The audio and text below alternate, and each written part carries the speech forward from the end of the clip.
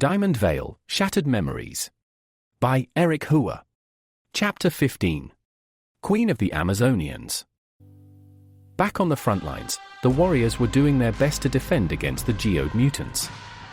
They were experiencing difficulty until Myla and Arya appeared on the scene. Arya pounded through the mutants with her gauntlets while Myla danced through her enemies and kicked them aside. With their efforts, the geode mutants were repelled back. The warriors lifted their weapons to celebrate their victory, but Myla didn't share their excitement. She felt something was wrong because the fight felt too easy. Echoing through the borderland was a terrifying wail that sent chills down everyone's spine. Myla knew this sound all too well as the source of the noise appeared out of the forest. It was the same creature that Myla saw from the polluted wilds. While Myla was frozen in her thoughts, the group of warriors charged towards the beast that appeared. They let out a war cry and raised their weapons in unison to increase their morale, but the creature stood with confidence. It took in a deep breath and then let out a wail that blew away all its enemies. Seeing so many of her comrades injured, Arya bolted towards the beast. As Arya rushed up to the creature, she called for any warriors who were able to fight to aid her. For other warriors rallied to her as they took on the enemy that injured many of their sisters in battle. Arya jumped up and punched the enemy right on the forehead, but the creature shook off the attack. She was shocked as to how tough the beast was, but she continued to throw jabs to keep the creature's attention on her. While she was distracting the beast, the other warriors each had a rope that they threw at each of the beast's limbs. With the creature's movement restricted, Arya stopped with her weak attacks. She charged up her dominant arm, and once she felt her focus was at its peak, she rushed toward the enemy, ready to deliver her strongest attack. With Arya approaching, tears suddenly emerged from its eyes. It gushed out like a huge torrent and washed away the four warriors that were holding it down. Without any restraints, it swung its arms at Arya and connected with a brutal hit. Arya was sent flying and she slammed against one of the structures in the camp. She was badly injured and unable to pick herself up while her enemy was slowly approaching her. It was about to reach out its hand to grab the wounded fighter, but jumping to intercept was Myla. She swung a kick right at the creature's face, but it had no effect. Myla was thrown aside by the beast.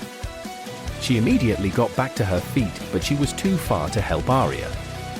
It reached out its arm again to grab its prey, but out of nowhere, a dagger was thrown that impaled the arm of the monster. The creature backed away from Arya, as it was holding its arm in pain.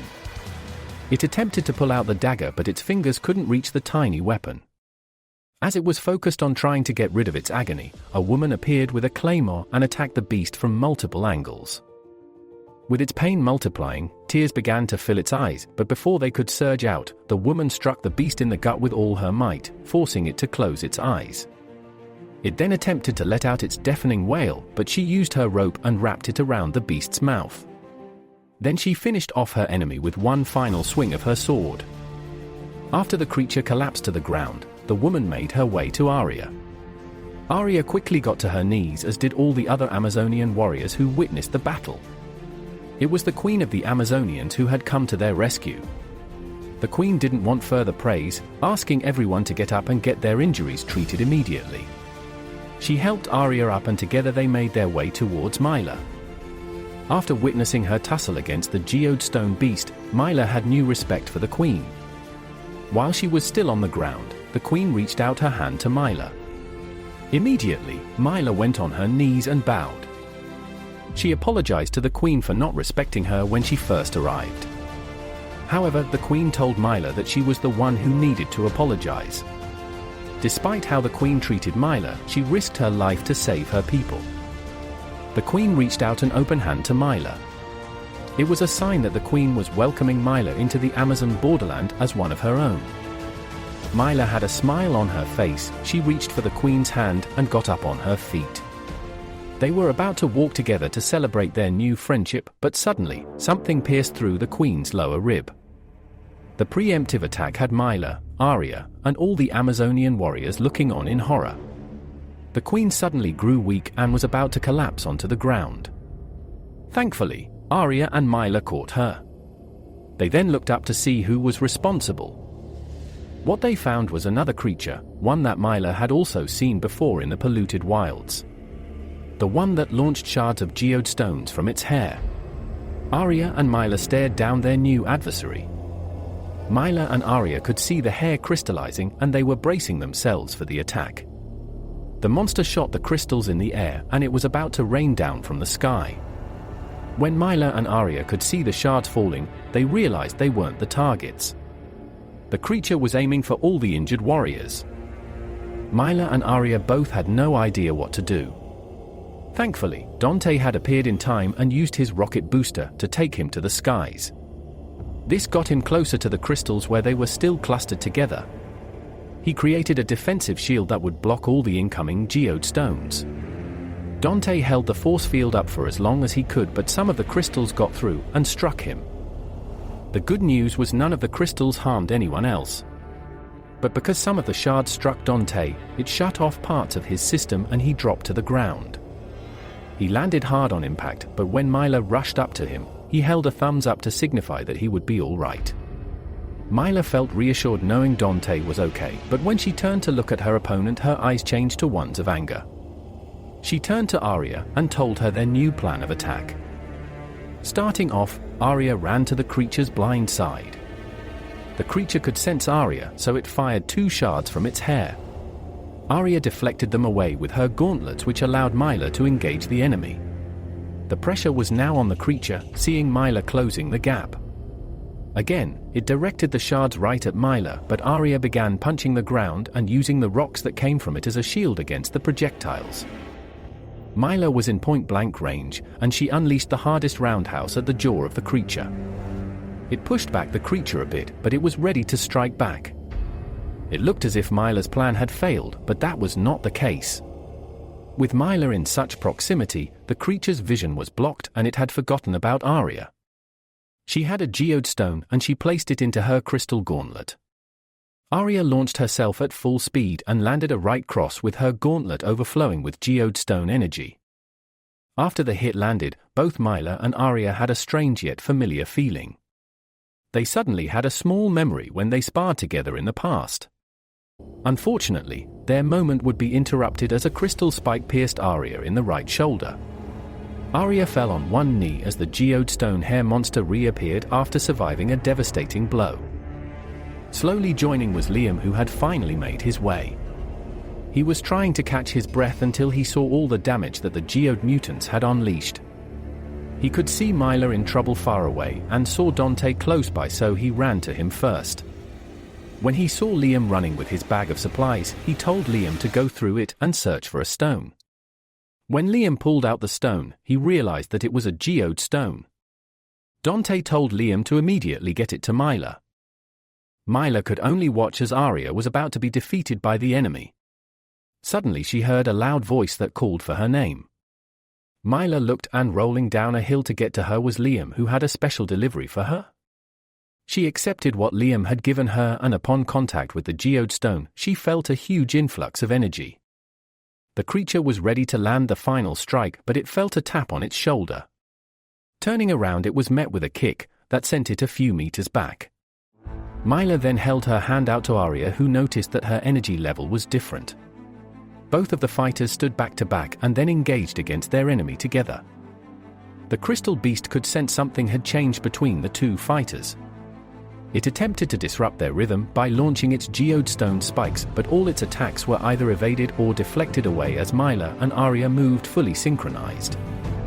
Once they were in range, Arya raised her dominant fist while Myla got ready to unleash her whirlwind kick.